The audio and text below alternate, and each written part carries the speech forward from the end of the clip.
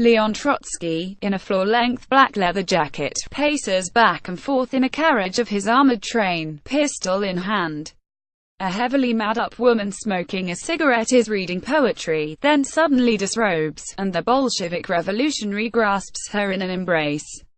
Images of writhing flesh and the of crashing accompany footage of the train hurtling across the snowy Russian landscape, spreading the spirit of revolution to the masses.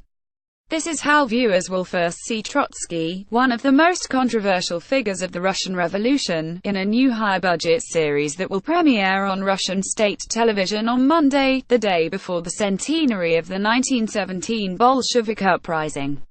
The October Revolution, which actually happened on the 7th of November, but pre-Soviet Russia use of a different calendar changed the world forever, but remains a delicate subject in Russia, where some believe it was a tragedy and others are still nostalgic for the Soviet Union. Despite uncertainty about how to mark the anniversary, the powerful director of Russia's Channel 1 said Trotsky was the perfect figure to bring the revolution back to life in the living rooms of today's Russians. Trotsky and Lenin in a scene from the historical drama. Photographs supplied Trotsky as a real rock and roll star, and for the whole of his life, not just during the October Revolution, said Konstantin Ernst, who was a producer on the show. When you look at the specially designed glasses and leather jackets and the armored train, it's almost a cyberpunk story. We thought he is a character that can be understandable for the younger aunts.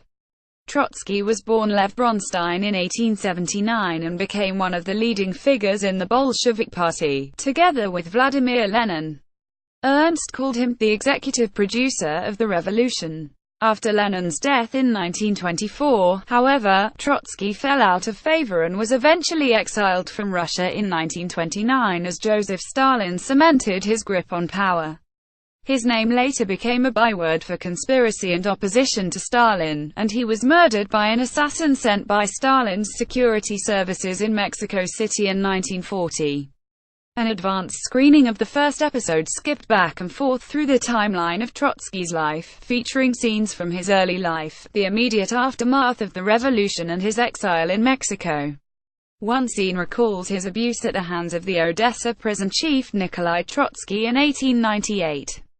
The young Bronstein would later go on to adopt the name of his guard.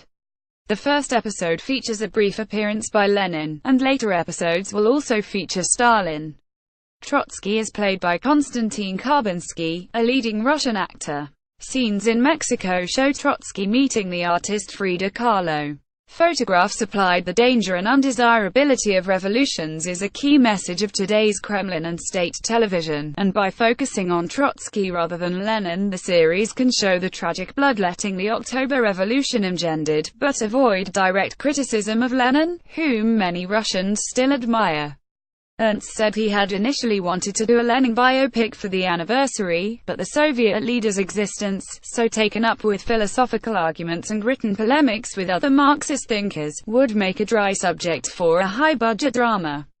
The channel has still made a 16-part dramatized documentary about Lenin, but, to avoid controversy, it has decided not to show the film on the actual anniversary of the revolution.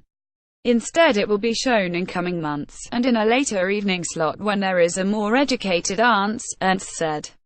There has been almost no public discussion or artistic representation of Trotsky in Russia. His name was taboo during the Soviet period, and modern Russia has not revisited his legacy until now.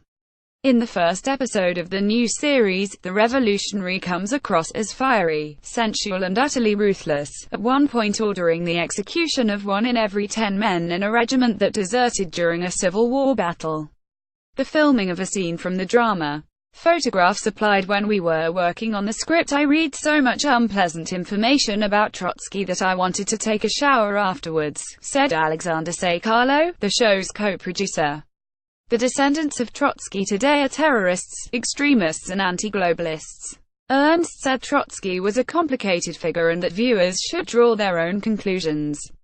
I think he combines everything, good and evil, injustice and bravery.